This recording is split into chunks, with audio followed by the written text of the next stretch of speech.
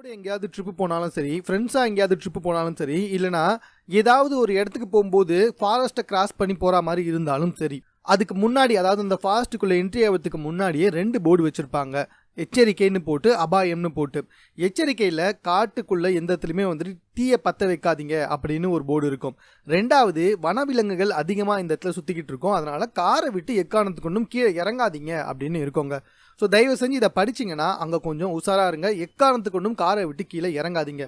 நிறைய பேர் என்ன பண்ணுறீங்கன்னா, கரெக்டாக காட்டுக்குள்ளே போனதுக்கப்புறம் தான் சூச்சு வருது, அது வருது, இது வருதுன்னு சொல்லிட்டு கீழே இறங்கிட்டுருது. ஸோ இறங்கினா இப்படி தான் நடக்கும். ஸோ இப்போல்லாம் வந்துட்டு அடிக்கடிக்கு இந்த மாதிரி செய்திகளை பார்த்துட்ருக்கோம். யானை வந்துட்டு மக்களை துரத்திக்கிட்டு வர்றதை, ஸோ காட்டு விலங்குகள் பசிக்காகவோ இல்லை ஏதோ ஒரு விஷயத்துக்காகவோ வந்துட்டு துரத்தும், அவங்களோட எல்லையை பாதுகாக்கிறதுக்காக துரத்தும். ஸோ அப்படி தான் பார்த்தீங்கன்னா இங்கே 2 பேர் காரை விட்டு கீழே இறங்கிட்டாங்க. அவங்கள வந்துட்டு யானை பயங்கர வேகமாக துரத்திட்டு வருது. அவங்களால கார்லையும் ஏறவே முடியல.